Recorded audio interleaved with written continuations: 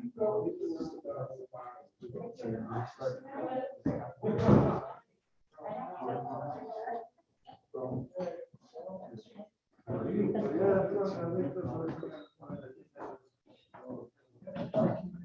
are you? Hey, Jim.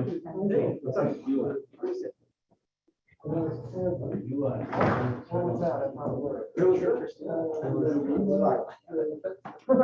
Are you? Where were you at? You had COVID? Yeah. Oh, let's see. I had COVID out of What we had. Oh, I didn't know that was related. Yeah. Yeah. Let's do archery. I don't know. Oh, Oh, sorry. That's the one that comes No worries. Julie. I didn't recognize your voice. Oh. It's on my lap. Okay, we're at 7 o'clock, so if everyone can take your seat, we'll get going. Oh. Gotcha. Yeah.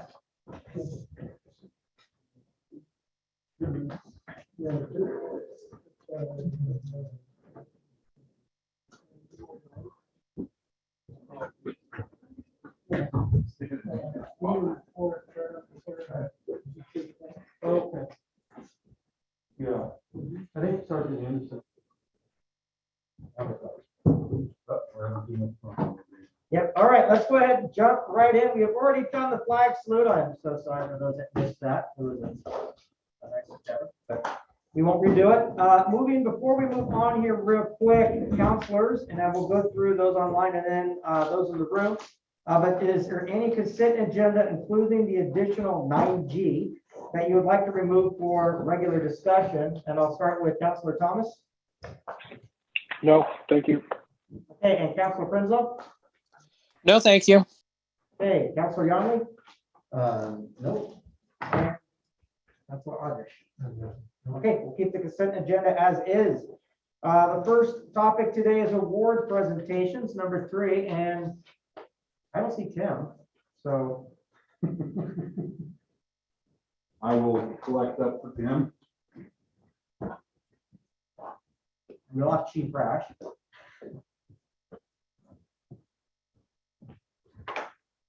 Are you coming up for 10? Yep, I'm coming up for Tim. All right, well, I will come down and give this to you then, Mike, for 5 years of service. I was standing here, I feel much smaller, so. We have this wonderful platform as well as, Thank you. so can you please convey our gratitude towards his time here? Yes. And hopefully he's happy where he's going. We'll know, you'll know in about a week. Yeah. You leaving? Yep. Got a job working up the valley a bit. And with that, Chief Rash, do we have Sergeant Anderson here? I Oh, I see him coming.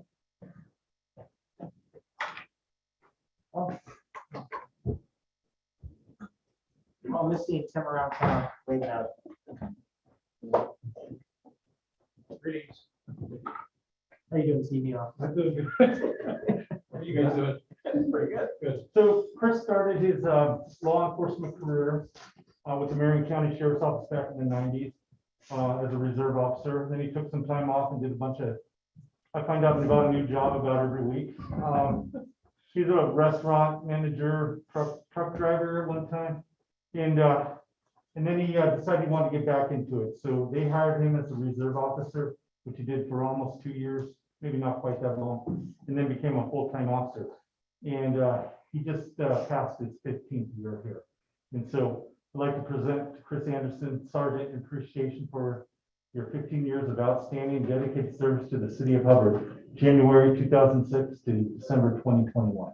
So he actually hit his 15th year in December. And keeping with traditions from the old regime, is they issued a badge that had the years of 2016 to 2021, similar to what Officer Beverly received.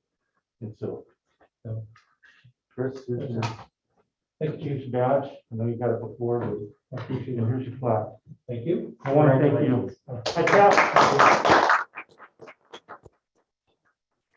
I tasked Sergeant Anderson with a lot of projects. He's already been recognized with, he went to sergeant school and they had to do a project. He wrote a proposal for the radar trailer. And they liked it so much, they told him to put in for the problem-oriented grant.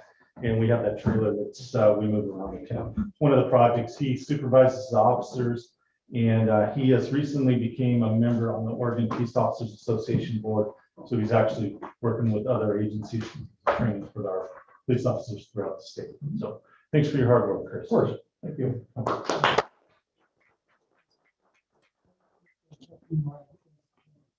And with that, we'll move on to topic number 4 then. Continued discussion regarding funds received under the coronavirus state and local fiscal recovery funds established under the American Rescue Plan Act, ARAP. We do have, I believe I see Emily online, as well as I know Chief Fudge. You submitted the plans that you guys are looking to try to do. Yes. And I think I got the updated letter, or at least the updated start of it in the packet. And I think on this one, if you look at the bottom of the page of the spreadsheet,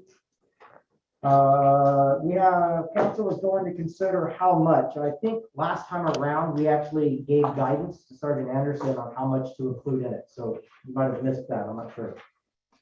But I think we were in favor, council, you can correct me if I'm wrong on this, but about 20%, or in this case, it would come out to about 30,000. Am I mistaken on that?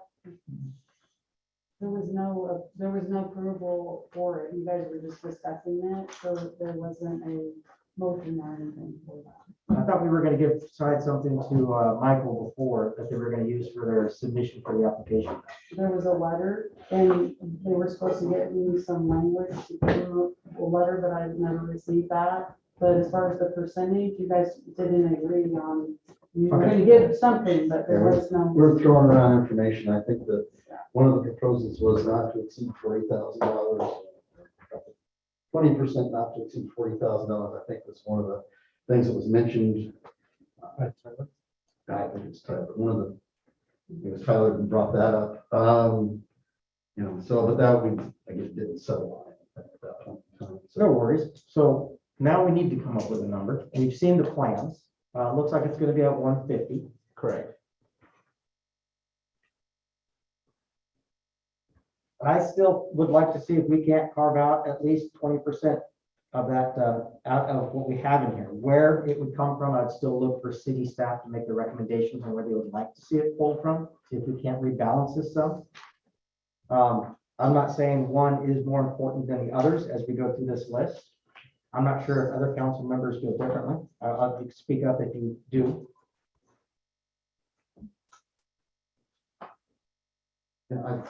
One of the things I see still on here, and we're talking about guidance last time, and or a couple meetings ago on what the guidance is given, and unfortunately, it's a great thing, but it doesn't meet the guidelines. Is the Marion Carl Veterans Memorial. That's not anywhere near the dollar amount we're talking about, but that is $5,000 between the two tranches. Disbursements. So I see that still on here. It's a great thing, but again, it doesn't meet the guidelines by any sense of it. So I think we could at least pull those two off.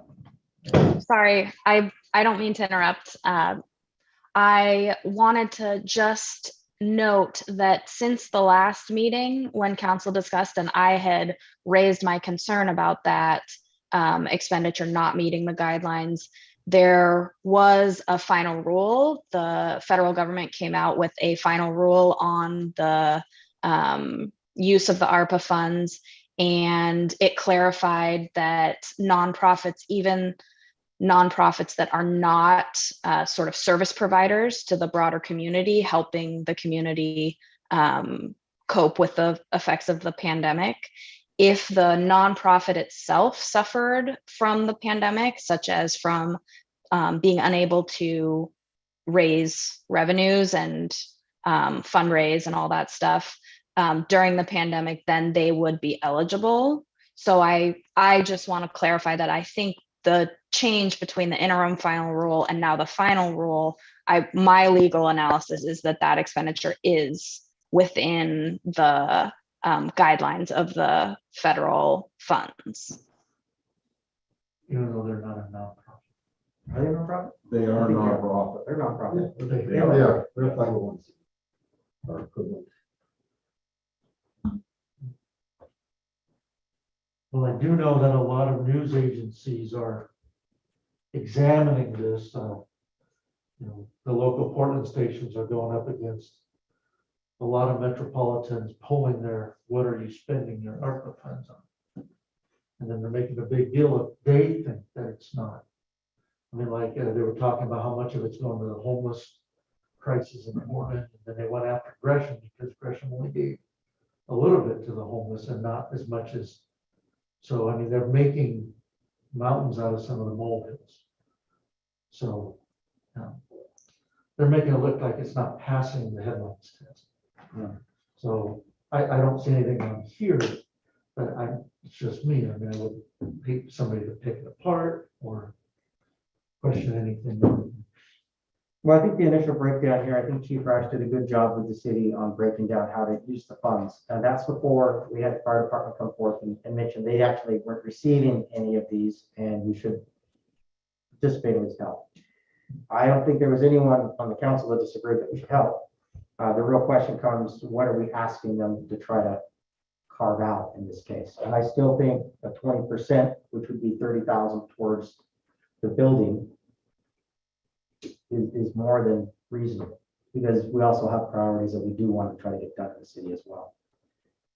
Chief Bud, you're nodding. Is that acceptable? Oh, absolutely. Yeah, that would be very generous. Whatever the council matches, agrees to here, the fire district has agreed to throw in that same amount and we'll apply that to the grant, against the grant.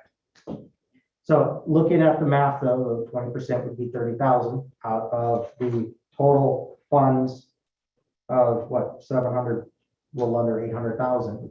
The rest of council though, let me first go on to the online. Councilor Thomas, is that acceptable for you in terms of percentage? Yeah, I think that's fine. Councilor Prinsloo? I think that's fine as well. Councilor Youngman?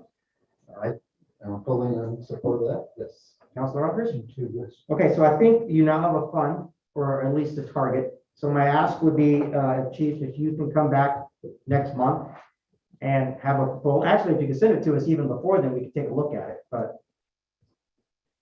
And if you're looking for suggestions from us on other areas to cut, or would you like to work with the department heads first to see where we might be able to find that? Well, the thing about it is, we were assuming that as it's listed, the water and wastewater systems get the lion's share of it, and we just cut that off the top of whatever was awarded to the public works, and that still gives us 600,000, which is going to go quite a ways to getting the water treatment process completed. Yeah, I agree with that. I mean, it's one of our top priorities we talked about in the goal session, what, 3 or 4 months ago. So I think you said, Mayor, you went with the 700 and whatever, 92,000. But I would believe the Chief Budge would want the 30,000 this year because we want to get that project started now, or is that in the second year? We have until 2024 on that grant, once awarded. I haven't submitted it yet. We're waiting to know how much to ask for. So I don't know the details, and Melinda might know more about it than I do as far as time restraints that are required on that grant. Is that for the Marion County? Yeah, Round two. yes. So I'm still waiting for details from the county on that round two. So unfortunately, yeah, I Okay. don't have a lot more information right now. So we don't have to take it out of the first chunk necessarily, or we can break it into No, I two think we do need to take that out. out of the first. I mean, as soon as they get the funds, they want to get started on this remodel sooner than later. Probably should obligate now, so that way they know when they do the grant request, that they've got that gear. Not 15 this year, 15 next year. All out of the first. Okay, does that help, Chief, then? Yeah, I mean, well, really, if we just take it out of the water side, I mean, it's good to go. Unless you guys don't want to, I think, Counselor Youngly doesn't want to do He was just concerned on the rules. Yeah, the. Yeah, okay. I was concerned about the, meeting the guidelines and keeping us out of trouble in that area.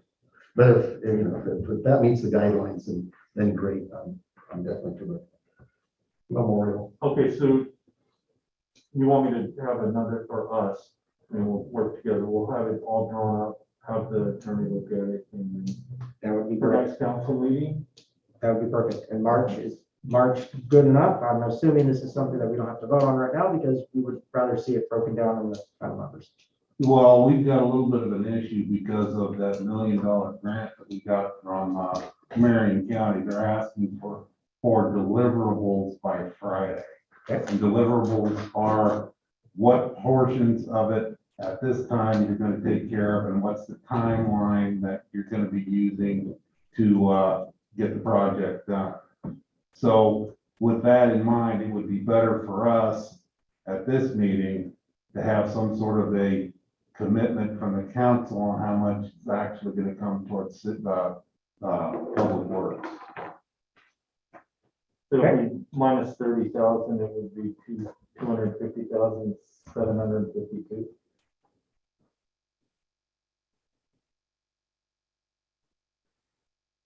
That makes sense. Which would come to a total of 598 For the 2 years. for the 2 years. Not going down to the thousands level. We're just on keeping it at the thousands level. 600. 248 plus. Yep.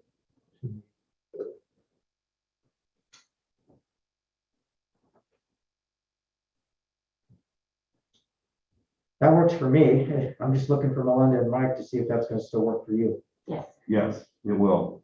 And we have a rundown of that project here later in the meeting, unless you want to do it now. Yeah, I know it's on the rundown, so it's up to you. If you want to walk through it now, we can. Sure, yeah, let's go ahead and do it since we're talking about it. Just for those online real quick though, Robert and Thomas, we are moving on real quick to just the discussion regarding the grant. Vicky, is Matt online? Well, Yeah, he's on. Yeah, I'm here. You can hear me. Yep, okay, I'm gonna go ahead with this, Matt. We've been digging through the budget the last couple of weeks. And with what we hope to get from our ARPA funds, which is 600,000, we've got $2.88 million to put towards the project. The total project cost is going to be right at $4 million. Water plant at $2,700,000 to do the upgrades we need to inside the water plant, which includes a new filter, a new roof, a SCADA system, and the pressure system.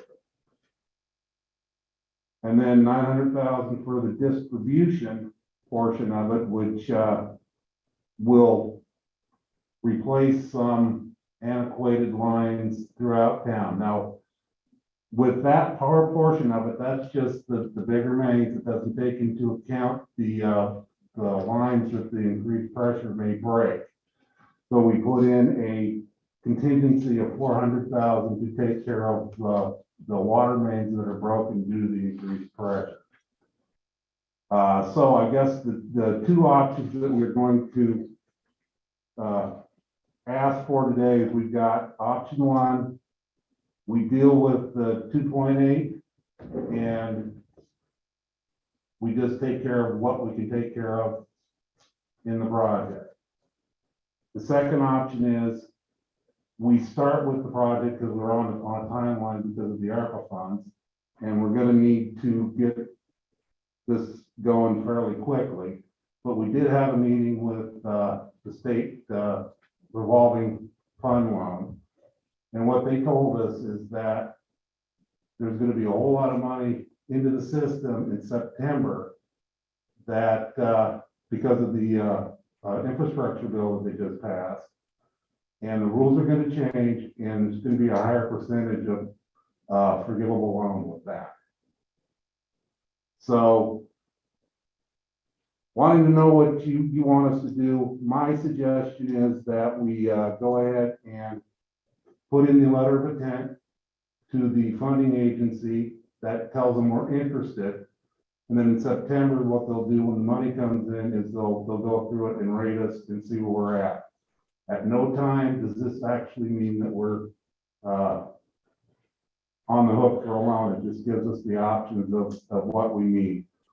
And the backside of it is we need about $1.3 million. So we can't guarantee that that next round of funding will get anything. But you say there's a strong possibility we could, but we can't count those chickens. They actually told us that it's real favorable that we get along. And because of the infrastructure bill, which is different than the ARPA money, they're putting that into loans for smaller communities to do these kind of projects. And what she said is that the rules state that it's 51% payback, 49% forgivable. But that doesn't mean that we're going to get 49% of a forgivable loan. But if we get 25% of a forgivable loan, we can get this thing done. It only costs the ratepayers less than $1 million. So I'm thinking it's a very good idea to go ahead and submit our interest and see where that takes us. Which is option B. Which is option B. Counselor Thomas, Counselor Brinslow, thoughts, feedback, questions? I'm just concerned about the forgivable loan. I don't think it's a wise bet to think that the federal government's going to come through and forgive any loans. I think that's a very big risk and something that needs to be taken into account when this project kind of comes to completion. I don't trust the federal government to forgive any loan, so that's my stance. Okay. Now, and what I'm hearing though on option B from Mike though is we are not committed to actually doing any project that we can't pay for at this point in time. It's just a letter of Right. We go ahead and start the project with what we've got. We do the engineering. Engineering will take 9 months. And then at that point, when we get it all done, before we go out to bid, we take a look and see what the loan people are talking to about. But this is an Oregon state loan. It's not a federal loan. The money comes from the feds into the state. right. But it's a risk that we can Okay. do that. Okay. Yeah. Counselor, My concern then is that my concern then is with the state, not the feds at that point. So I think as long as we're planning for actually paying back all this money, then that's fine. okay. Counselor Brinslow, I'm in favor of Mike's recommendation that we go with Plan B and get it started and see if we can't find the funding. And obviously, if we can't, then we don't do the project. okay. Counselor Godwin, I don't have any real questions. I would say go ahead and move forward with Mike Krebs's recommendation. okay. Counselor Rogers, I agree. We go through with that. I'm a little confused. What is Plan B exactly? One more time? Plan B, well, let's go over Plan A. Plan A is just deal with the money we've got in our pocket right now. Okay. Plan B is to plan for doing the entire project and see what kind of rates and offers we get from the loan people. But still incorporating Plan A where we start with Yes, what we have? well, we have to because we've only got a couple of years before we got to get actually moving on the project. So, I like that. Okay. Do you need, are we gonna vote on this later? Is that part of the consent agenda, was for the authorization on this one? I don't think that was on the consent agenda, so. We yeah. need it. Okay. Question? I make a motion that we go ahead and move forward with the plan presented by Mike Krebs on the Letter of intent. I second. Okay, we have a motion, we have a second. All those in favor say aye. Aye. All those opposed say nay. Okay. Unanimously passes. I'll be excited to see this done in 2 years. Well, the goal behind it is to get this project done without increasing anything to the rate there. I'm sure as a ratepayer, I will be much appreciative on that. Zero impact on the water bill. So I have a question about the ARPA funds. Go ahead. Back to Emily. Once you guys ratify the list, I kind of want to know what is the next process in moving forward with, you know, paying those funds out.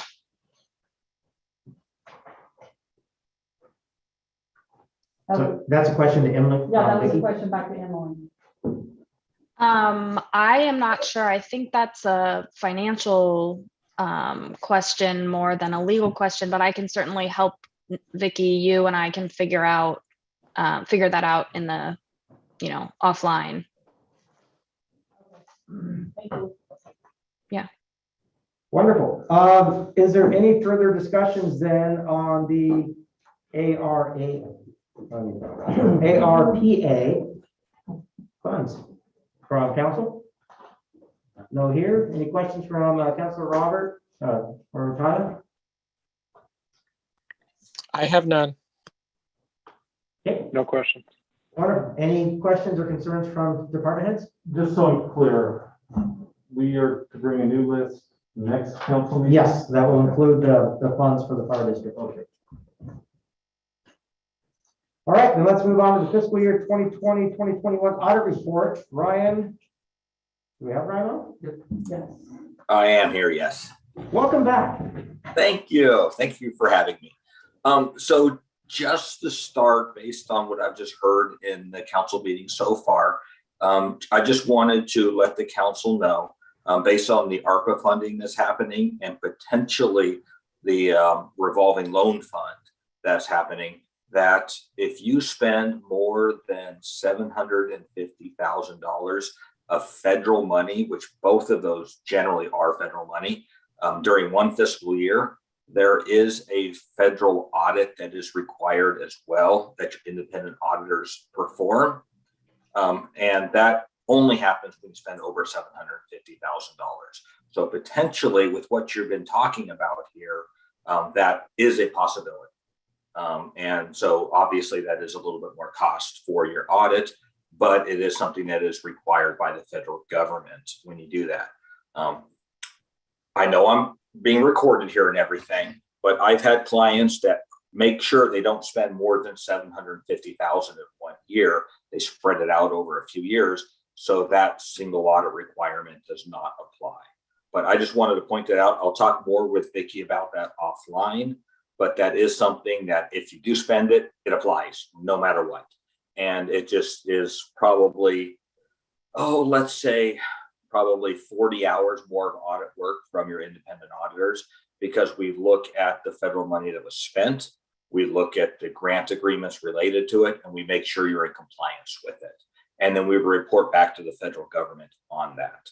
So quite a few of our clients have that annually based on what they receive for money. But with like the city of Hubbard, you're not going to have quite that much from year to year. So it's just, that's step one in there. So just keep that in mind, please. As you're going through this.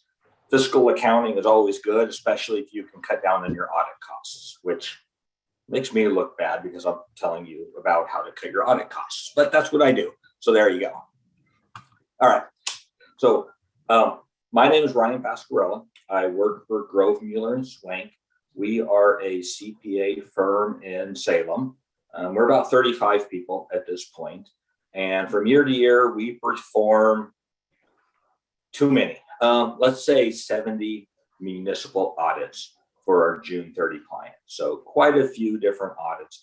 I am here to present the financial statements for the fiscal year ended June 30, 2021. The city is required by Oregon revised statutes to receive an independent audit from an Oregon licensed municipal auditor annually. So based on the 2021 audit, I'm just here to talk a little bit about it. It's very clear that this meeting has, well, it's scheduled for 4 hours. I know you already went into executive session, so I'm happy to say my presentation is not going to be that long this evening. Really, there's a lot of similar things to prior years, so I don't feel like I need to talk a whole lot about what's happening within the city, just point out a few things for you really, and then we can kind of move on from that. So as I'm going through my presentation, feel free to stop me, ask questions. That is why I'm here. I am here to answer your questions. It doesn't even have to be related to what I'm presenting here. If you just have questions about the independent auditor process, that's what I'm here for. So let me see if I have the capability of sharing my screen. I do not, but hopefully somebody will give me the ability in a minute. You should have 3 items related to the audit. The first one is going to be a governance letter on our letterhead, similar to prior years. It's dated December 14th. So you should have that. You should have a copy of the financial statements themselves, which is a 52-page document. That is just the financial statements that are presented to the state on an annual basis. And we submitted that on your behalf. There we go. Now I can share my screen. All right.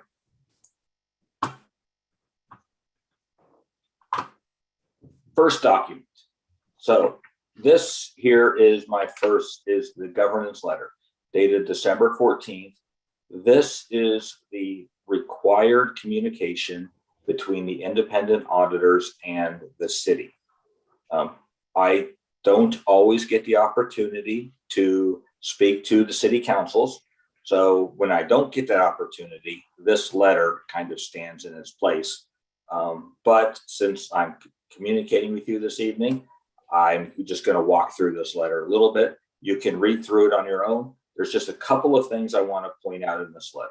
Most of the letter is absolutely boilerplate from year to year. It is the required communications. What I really want to stress is, first of all, the responsibility related to the audit. Okay, so within the first real section here, it talks about the audit itself. And it says that the audit team is going to obtain reasonable assurance rather than absolute assurance in here. So we are not going to guarantee that the financial statements that were presented to the state are 100% free of errors. That is not what an audit is going to do for you. The audit gives you reasonable assurance that the financial statements are free from material misstatement. If I gave you 100% assurance that there are no errors in those financial statements, I would look at every single transaction, every single email, everything that happened during the year for the city. And you are not going to pay me for that. And frankly, I don't want to look at all of that. So auditing standards allow us to provide reasonable assurance that there are no material misstatements, which means that we take a sample of transactions during the year, clearly looking at more risky ones, which means maybe ones are unusual, maybe ones that are larger than other ones, really just so we can come up with our reasonable assurance for it. But we are not going to look at every transaction during the year. So that's just kind of laid out in this paragraph here, right in the middle of the responsibility section. if I was going to compare the audit that happened for the fiscal year 21 to the prior year, first of all, going into it, I was a little scared. Let's just put it that way. And I say that because you had turnover in financial personnel during the year. I was very happy with how the audit went overall. First of all, Vicki stepped up, and she was our primary contact during the audit. And she answered more questions this year than we have asked her historically, because she was really the person in the office that was there during the year, and we didn't have that financial contact. You contracted with a bookkeeper, Summer Sears, and she assisted with the year-end wrap-up on the audit, really just making things ready for us to come in. That ultimately was a very good choice. We've worked with Summer before. I'm not sure exactly how Vicki and Summer hooked up and, to communicate that, but I'm very happy that Summer was in there because she's a very competent accountant, and the audit went much smoother than some when we were losing financial personnel. So I want to commend the city for working with Summer in that respect. Saying that, the second thing that I wanted to show you in this governance letter, I'll get down through the letter, and it talks about it a little bit in the letter, but when you get into the first attachment, these are adjustments that the auditors recommended as part of our procedures. This is a lot more in here than you've seen in previous years. Really, we haven't had a lot of adjustments in prior years. The real reason that we recommended changes was Summer wasn't there all year. I mean, she is just coming in kind of after the fact, trying to, get everything ready for us, but she did not see every transaction that happened during the year. So what that caused was, as the audit went on, we found things that we, started questioning. Maybe amounts changed from the prior year more than we would have thought, things like that. And so it led to the city deciding, oh, we should have recorded this, or we should have recorded that. The two that I want to point out that the city ended up changing, and I'm going to just zoom in a little bit here. There were some transfers that were budgeted that did not get recorded during the year. So as the audit progressed, this was a journal entry that the city provided to us to record some of those transfers that never made it into your accounting records, but the city actually planned on recording based on what the budget did. The other item is down here at the adjusted entry number 7. And really what's happening, there we go. So the city leased some police vehicles during the fiscal year. Those payments related to the police vehicles was recorded as an expense to the city, when really you're purchasing police vehicles, it should be treated more as a capital, as an asset to the organization, to the city, and also as a debt payment. This is completely just financial reporting and how the standards require it to be reported. You paid the cash out correctly. It was really just how it was treated in the financial statements. And so we removed it from just treating it as a normal operating expense, and it ended up as more of a capital item for the organization, a long-term debt item. And so in the financial statements, you're going to see that you now have capital leases, and this is a payment related to them. I don't think in the past 2 or 3 years, I've included any type of adjusting entries really in my presentation, because they just hadn't happened. So with Summer coming in and really just trying to figure it out as she goes along, some of this happened during the year that we ended up just having to report adjustments for. So I can't say it's any of this is a big deal. It's really, we just needed to make sure we were all on the same page with it. And I will tell you that both Vicki and Summer did a very good job of responding very promptly to all of our questions and getting through it. The audit was delayed, the start of it a little bit. We didn't finish until December, which is unusual, but in the grand scheme of things, since I was at a client today related to a June 30, 21 audit, trying to get it finished up, the city did a very good job. I mean, I'll just go with that because I've got multiple clients that still aren't done for June 30, 21. And that's just kind of the nature of what's happening right now. The second document is the financial statements themselves. I'm not going to talk a whole lot about it other than just kind of show you there is a table of contents. This is what was submitted to the Division of Audits, and it was submitted right around that December 17th date in there. But this is what's required to be sent to the state. And so they do have it. There is, when you look at the table of contents, pages 3 through 8 is the narrative of what happened during the year. So that's a good read if you just kind of want to see what that looks like. But other than that, this is your document. There were no findings related to it. We gave a clean opinion on it, which means we don't feel there are any material errors with it. So that's really what we're looking for out of the financial statements. Basically that we're all on the same page. There's no material issues with it at this point. The third document, which you probably received a couple of days ago, I did it over the weekend, was the handout that I normally give out to the city. And I prepared this, and I'm really thinking there is not a lot that has changed year over year. Basically kind of how the city was doing last year as it relates to cash balances in your general fund, in your water and sewer funds, kind of what the activity is. Really, it's just a continuation of what we've seen before. So you can look through this. I've kind of answered questions in here related to what's happening.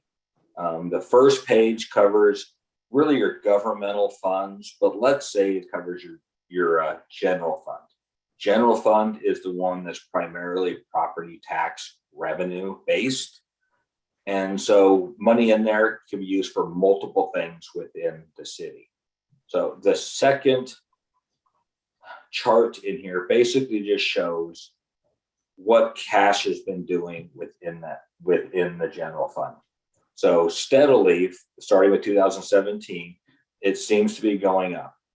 That's a combination of the general fund revenues being higher than the general fund expenses.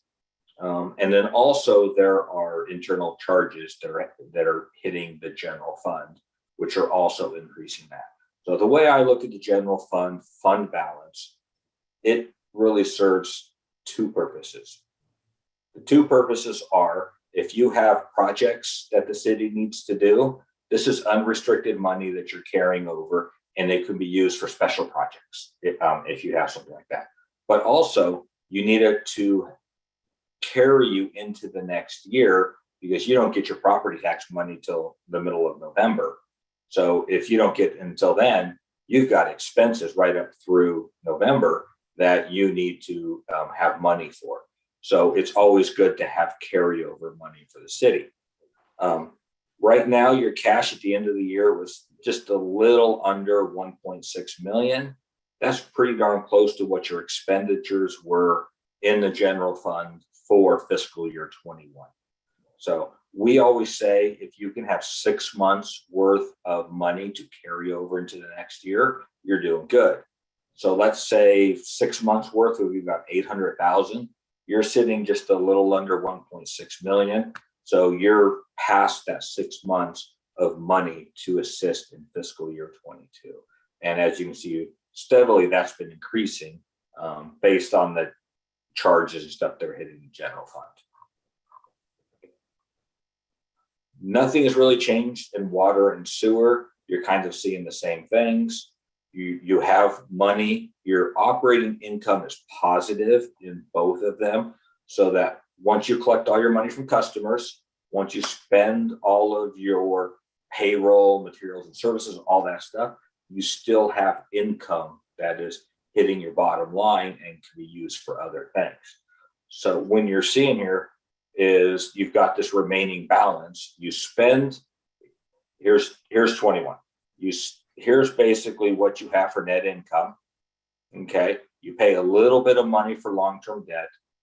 You're carrying over money for the next year. That is all these are saying. This green is basically what you're allowed to what you're carrying over from a cash standpoint, which means you're increasing your cash, you're increasing your fund balance for it. Both water and sewer are kind of that same way, and that is the continuing trend. So I don't think I need to really speak any more on that unless there's questions that the council has related to it. But the way I kind of look at it is, I mean, it's just kind of status quo on what we've seen in the past few years. And I'm happy that, I mean, I'm happy it's going that way, and it's just continuing that way until you start, you know, doing some of these capital projects, obviously, that you've been talking about. So that is kind of what I feel like I needed to talk about. I will stop sharing my screen there. And so are there questions about the audit for this last year that I can answer for you? I would just like to express my appreciation. I remember getting these charts last year. You can't probably see them. I don't know if you can. I do like these. They're simple questions that you're answering, and it's providing insight into what you see going on in the budget. So for the last couple of years, yeah, I really enjoyed getting that spreadsheet, or the charts, I should say. In terms of the corrected journal entries, I can understand we did not have a financial director the entire year. You're right, Summer and Vicky have been doing the best job they can covering it. So not a big deal there. Those were corrected. I don't have any general questions for you. I'm just glad to see that we're still on a secure financial foot. We haven't been going spin crazy, and the city seems to be rather healthy financially. Hopefully those are the takeaways that you're providing. Absolutely. And there is a requirement that the financial statements be submitted to the audits division by the end of December. And you can see the date on our reports was December 17th. So it was submitted well before that deadline to the state as well. Great. Well, so those are my comments. Councilor Hubbard? Nope, I like a good clean audit. Well, it looks excellent. I like how it's gone this year. I missed a few years of the budget and audit cycles, and it looks like this is probably one of the best ones I've seen. I do have a question, not that it's on the the one that starts this representation letter is provided in connection with your audit, and under the financial statements, we got a series of numbers, and I'm all the way down to number 24. The city does not maintain historical cost or depreciation records for capital assets. Is that something that we need to be doing? Is that something that is a standard practice that we need to be looking at? Okay. Very good question. I would say out of the state of Oregon, probably, I'll just take a guess, 40% of the governmental entities report on the basis that you're presenting your financial statements on, which is the cash basis, which is allowable under Oregon revised statutes. They allow a cash basis financial statement, which means you are not reporting your capital assets in your financial statements. So when you look at your financial statements, you're basically going to see cash, and that's about it on your balance sheet. And that's perfectly acceptable. There is no requirement that the city let's see, there's no requirement that the city tracks their capital assets from a financial reporting standpoint. Because you are reporting on a cash basis. The city does need to know what they have for capital assets, buildings, equipment, vehicles, all that stuff from an insurance standpoint, because, well, that obviously changes from year to year. You need to know that. But from a financial reporting standpoint, it would be very, very difficult for the city to create those records. And so it is not a requirement. It's not something that you need to try to figure out how to do, because part of those capital assets is the city's infrastructure. So for a lot of years, you've been expanding the city's roads, the sewer system, the water system. All of that will be reported as a capital asset.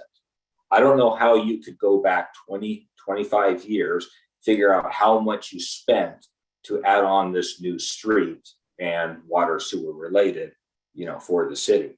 So it's not really something that you could come up with real easily.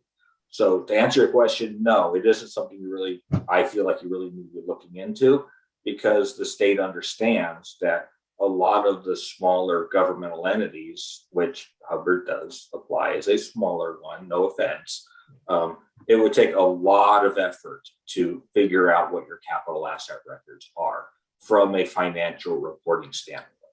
So all we ask as auditors is that you understand what you have for buildings, equipment, all of that currently, and track that. It just will not end up in your financial statements at this point. Okay, thank you. I appreciate that. Yeah, I saw that. And that's something that we need to be doing. I mean, the depreciation, thinking way back in college, which was many years ago now for me. Trying to know the depreciation schedules and stuff. Yeah, I do appreciate that question though, because you made it all the way down to number 24 in that representation letter. And that is a long letter of things that the city is saying. So thank you for reading through that. Hey, Councilor Allen, any other questions you might have? That's all I have. Okay, Councilor Prinsloo, any questions, feedback, concerns?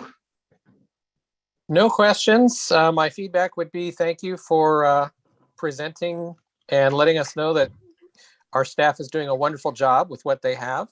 And that's all that I have. Wonderful. Councilor Thomas? No questions. Great report. Thank you.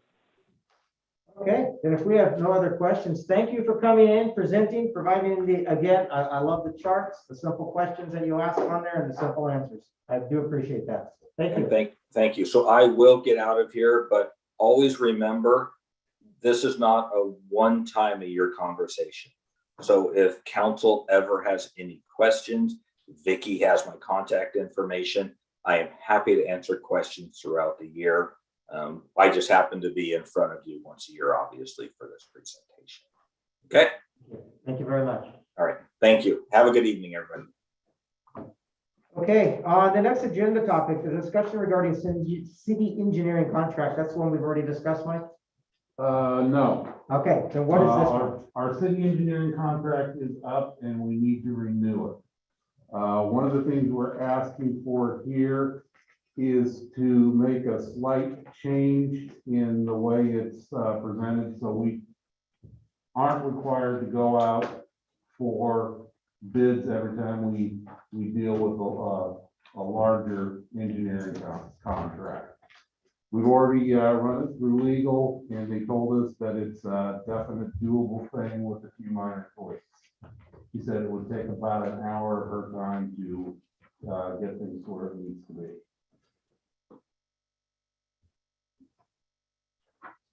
Are you also asking an extension on the? Oh, yes, and we also, while we work through this, we need to ask you to extend the existing contract another 3 months. That's what Civil West did. Yes, Man, it's already been a year. yes. I would have no objections to the extension. At least that's my stance. Councilor, any concerns? So what we have here is we have the current contract. We don't have the new language yet. We don't have the new language yet because It has yet to be prepared by legal. Okay, yeah, so we're just extending the Right. contract. for that. But with permission to go ahead and have the changes made, and then we'll bring that to you when they're done. Give you a chance to look at them, give a Civil West a chance to look at them, and then we'll go from there. How long have we had Civil West? About a year, And they took the or 2 place, years, 2 years now. and they took the place of AK, AKS. Yes,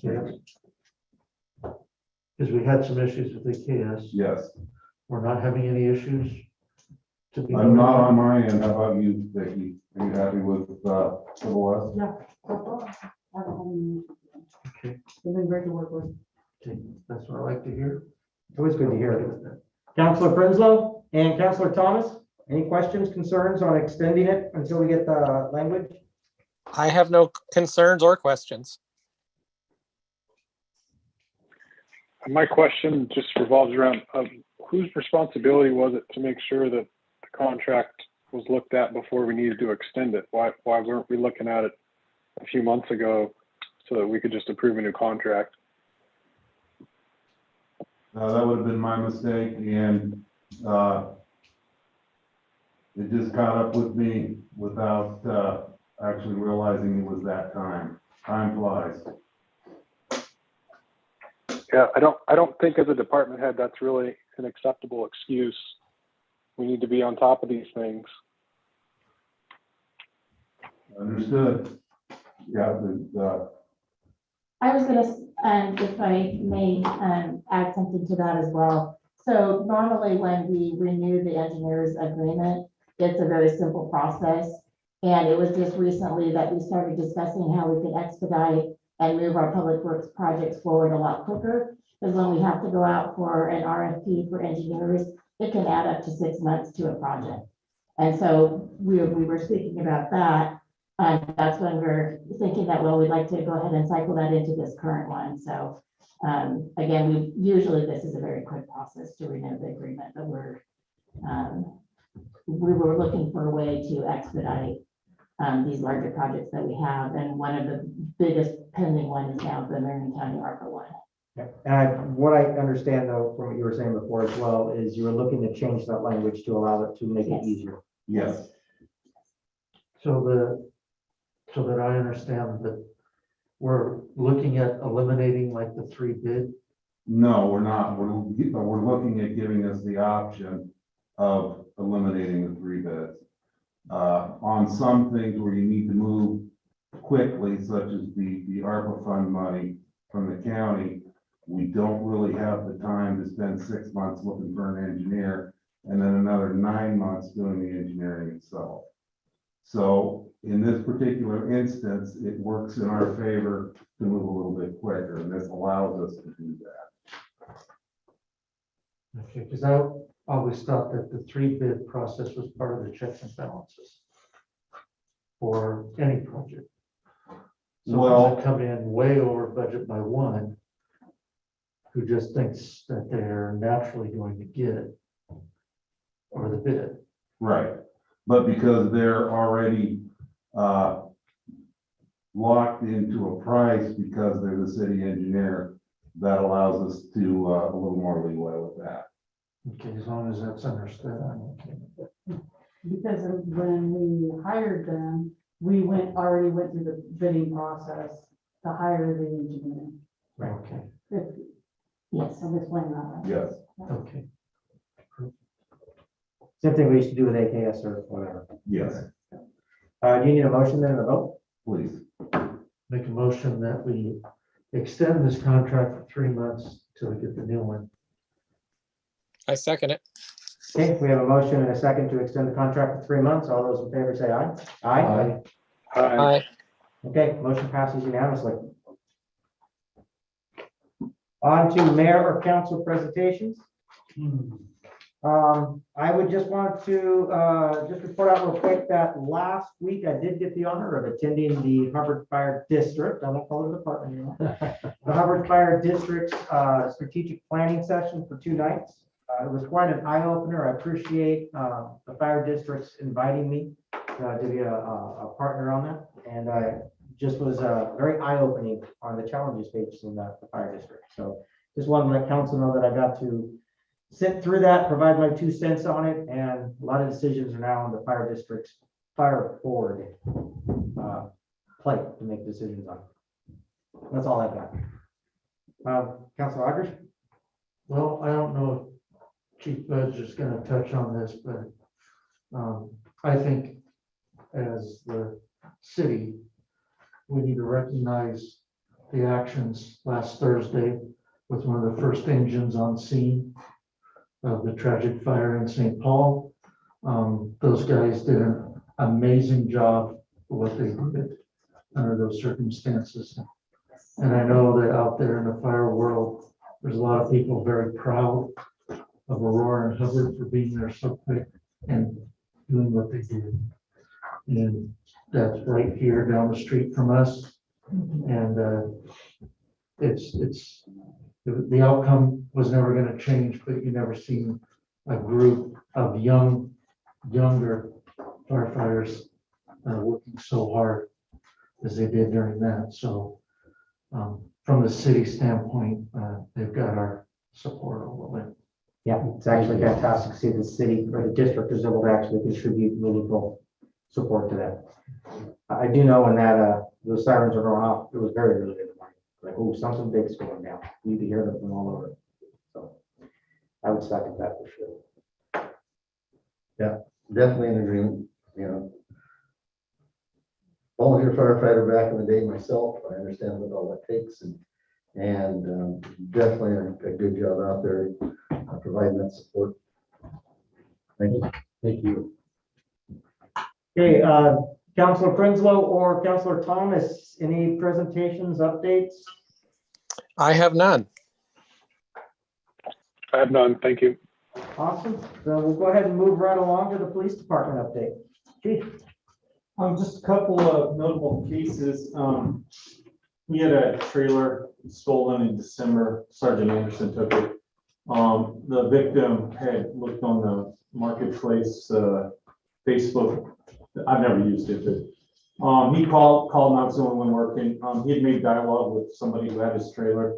I asked Officer Bentley to come in, which he did a couple hours early, and we got together with the Woodburn detectives and I guess did a semi sting, and the guy brought the trailer to Weimar and we were able to apprehend. I don't know if he's the one who actually stole the trailer, but he was one in possession of it.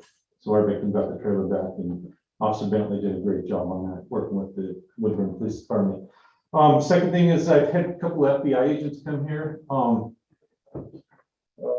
It's on January 27th.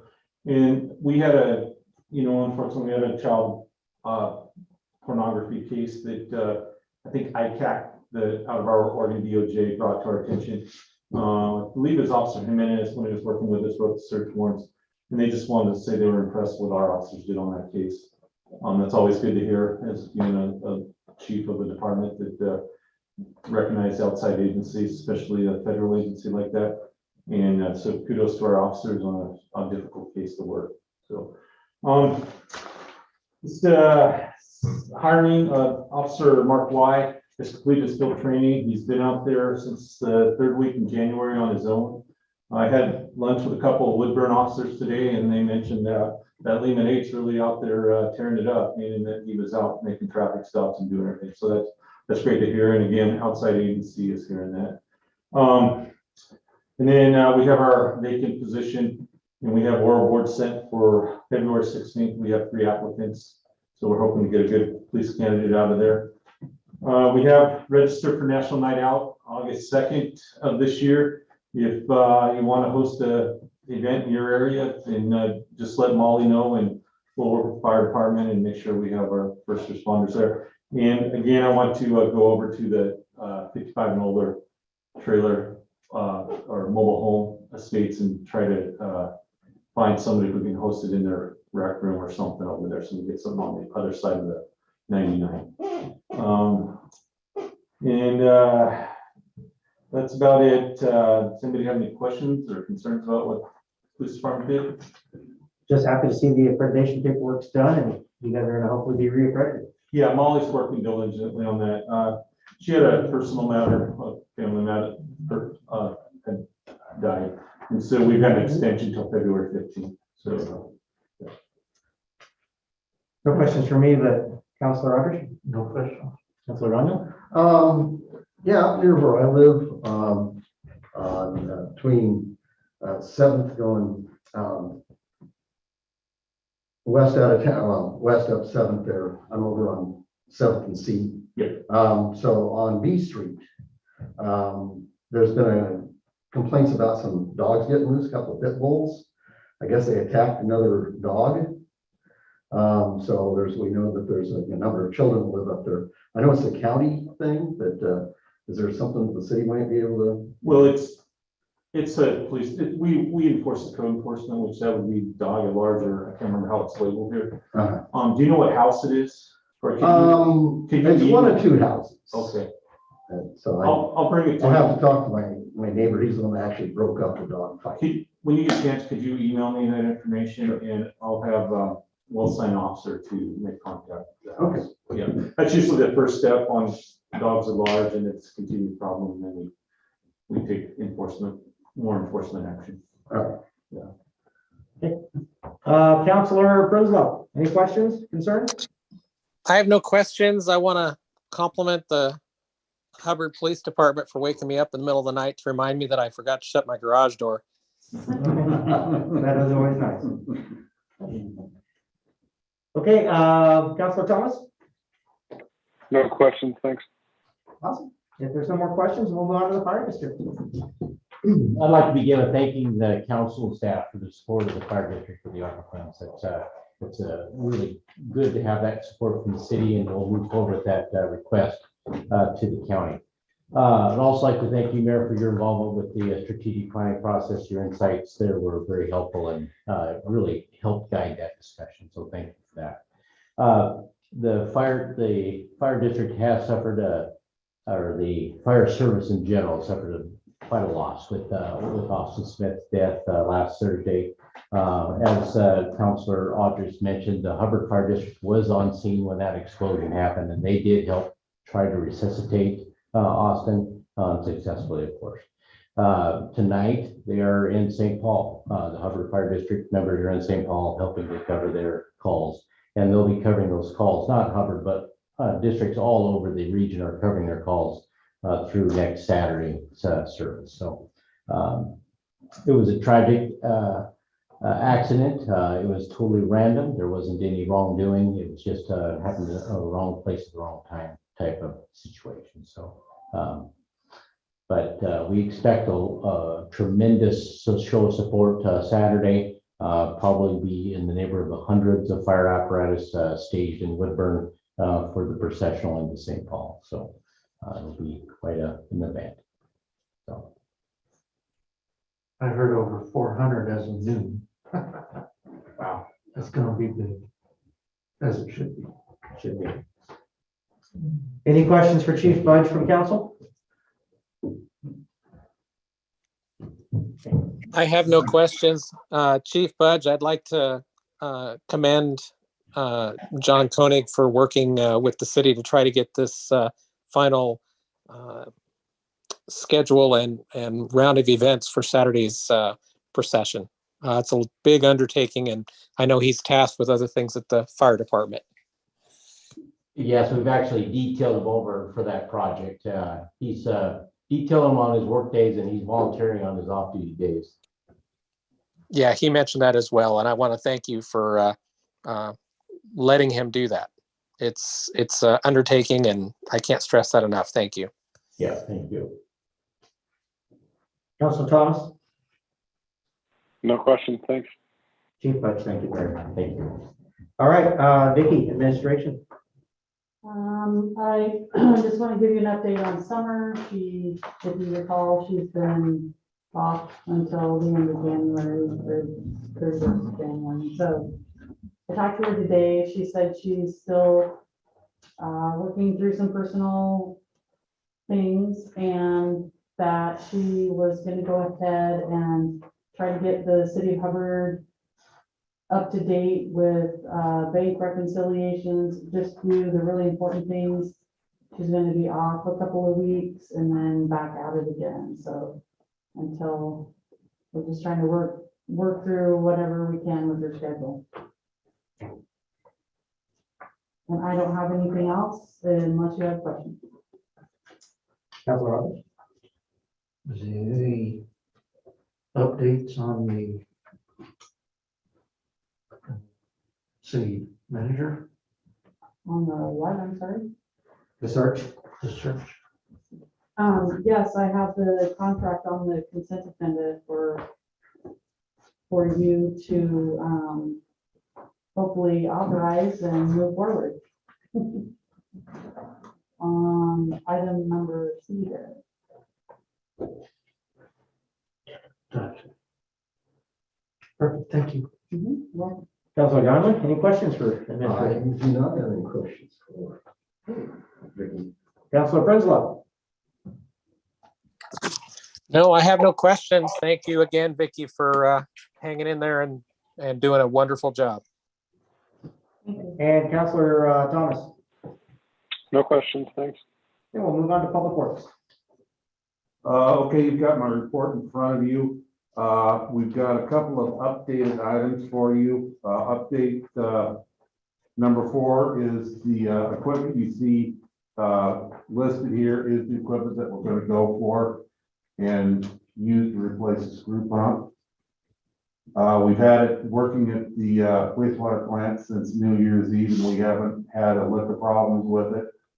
And so the decision has been made to go ahead and install it. And what you see here is it's a 2-pump system. So if one pump fails, we've got a backup to cover whatever downtime there is. So 2-pump system, and we're asking for the transfer from the contingency fund into the equipment maintenance and supply fund.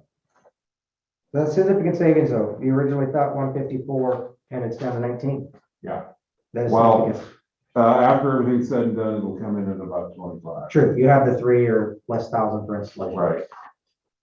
Okay, we have an update to item number 5. We've got the replacement gearbox. It's down at the gearbox place because we have to take the shaft out of the middle of the old one and put it inside the new one. So that should be back in town by the end of the week, and we'll have that installed and up and running. And item number 7, the well motor has been repaired, and well number 2 is up and running. No, so we didn't have to replace it. It was repairable? It was repairable. What I was looking at, because it's an old motor, was just the price quote versus repair and replace. And basically what he told me is you can't replace it right now because they don't have any of them. It's a supply chain issue.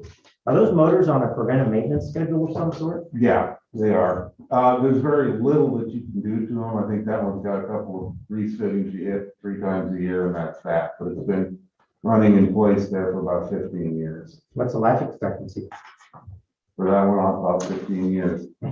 So we're No, actually, sometimes they last longer, but what happened is during that last big windstorm, we lost the leg of the 3-phase and the thing tried to come on, so as it's running on 2 phases, it kind of fries that 3rd phase. That's no good. So do you have any questions for me other than that? My only question on the sidewalk conditions, do we have a recommendation from you on which ones should be maybe looked at when we have funds available? Actually, yes, it was, when looking at it, it's a continuity thing for walking paths. My recommendation would be to 3rd Street between A and D, replace the old sidewalk that's there, because that'll take you all the way down to J Street. And then 2 blocks from J Street on the north side to 5th Street. And then on 5th Street, you've just got the one section of sidewalk there between, what is it? F and G. The one section we didn't get done with when we did the improvements on Fifth Street. The sidewalk is poor condition between A and D.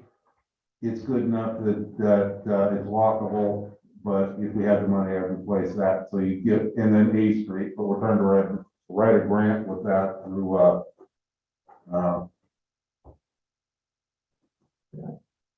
through ODOT for the A Street, do the sidewalks and also street paving. Have we had a chance to revisit the incentives yet for sidewalks for the homeowners to actually do the replacement? But I think now it's like $300 or something like that. So I think we had asked to see if there's some way we could change that incentive or find a way to maybe even make it more so we can get the homeowners to actually replace their sidewalks. Yeah, that's on the list of things to do. And I that know would it's be, not the highest priority, but it would be something that would be, because then we have to have budgeted for those funds to do that. So that would be something that would come into the budget cycle for next year. got it. Is the plan. Perfect. Questions for Mike? I'm gonna go backwards this time. Councilor Thomas? Just had a question about the sidewalks. So the sidewalks are the responsibility of the homeowner. And I understand looking for funds to incentivize the homeowners to repair the sidewalk. But is there another route to go of actually enforcing the code and making the homeowner replace the sidewalks? At least the ones in poor condition. I guess we could write them letters and saying that's a requirement of them living in that particular house, yes. I think, and I don't know how everybody else feels, but I think I would be in favor of starting with an incentive, and then within a certain amount of time, if they choose not to utilize the incentive, that, you know, from a certain point, they have 90 days to repair the sidewalk. This is what I've seen other cities do. It's really a non-negotiable. It's written in the city code. The fact that we don't enforce it is kind of ridiculous. Some people keep theirs in good repair and condition. Some people have replaced theirs. Other people have neglected theirs and continue to neglect them. They're hazards, slip, trips, and falls, liability issues. So I think there needs to be a plan outside of, okay, we know the ones that are in poor condition. I think now we need to incentivize people to fix them. And if they choose not to fix them, then we need to force them to fix them. But good report. Thank you, Mike. And Councilor Thomas, I do agree with you on that. That's why I'm hoping to see if we can't find a way to incentivize it some, or even try to figure out if there's an option even to do a larger agreement or something that can be done to try to get it done in one time. I do know sidewalks are expensive now, from experience. Councilor Prenslow. I have no questions. Hey, Councilor Godwin. No questions? Councilor Hubbard. No question. Okay. Then we will move on to the consent agenda. Thank you very much, Mike Melinda. So consent agenda, I will go ahead and read these. I'm going to drop the mask a little bit so my glasses don't clog up.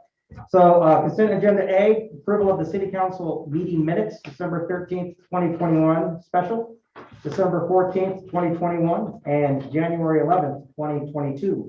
B, approval of the January 2022 check register report. C, approval of the personnel service agreement between the city of Hubbard and Cropman Company for the recruitment of a city administrator, and authorize the director of administration city recorder to sign. D, resolution 722-2022, a resolution transferring appropriations within the 2021-2022 budget. E, authorize Rivetous Park use application for mobile food pantry, second Wednesday of the month, contingent upon receipt of insurance documents. And F, authorize staff to start recruitment process for utility worker 1 position. And G. Oh, yes, and G, which, thank you, accept business Oregon grant application and authorize the mayor to sign. Thank you, Councilor.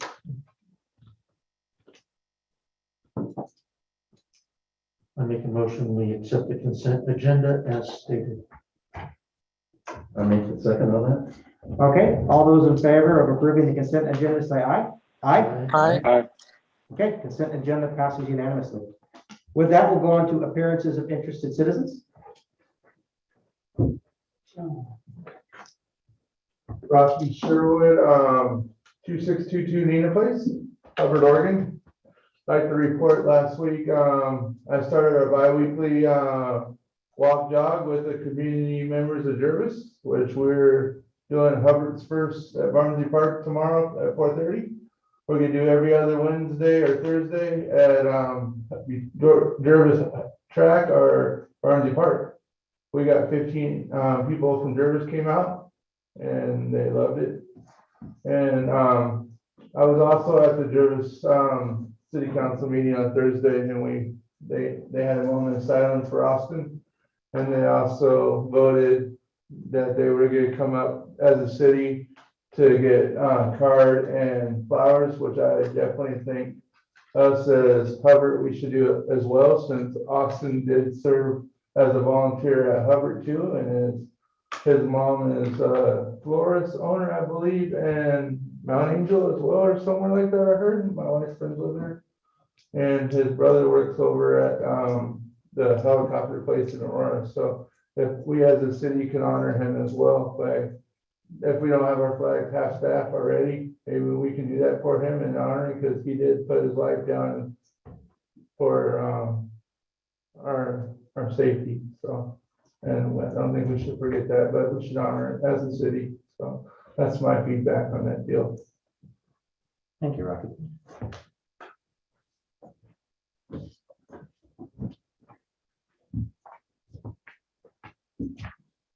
Scott Sterling, 3369 Ash Street. I just wanted to say thank you to the Hubbard Police because the incident with the utility trailer was my wife's cousin, Joseph Steininger, and we really appreciate the way the police department worked with the Woodburn Police getting it back. This was a trailer that was his folks that he got after they moved to Montana to help out with their grandkids there. And then his mom, a couple months after that, died, and it was a couple weeks after that the trailer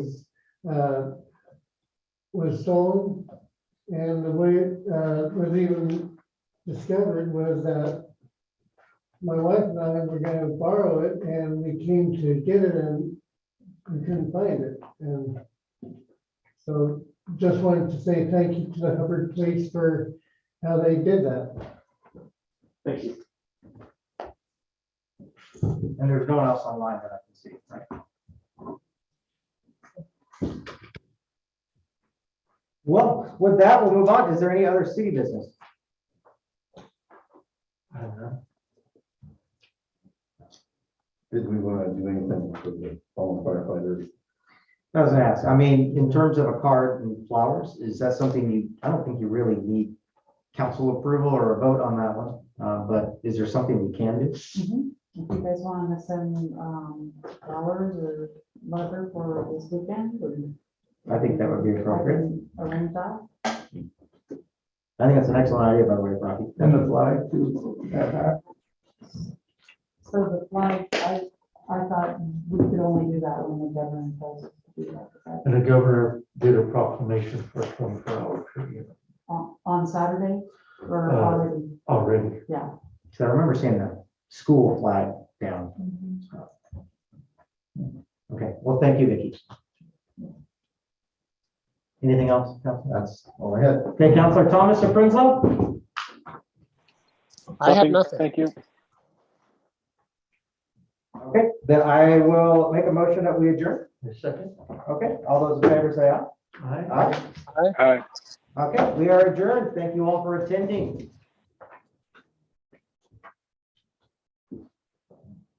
Nice job. Another great meeting.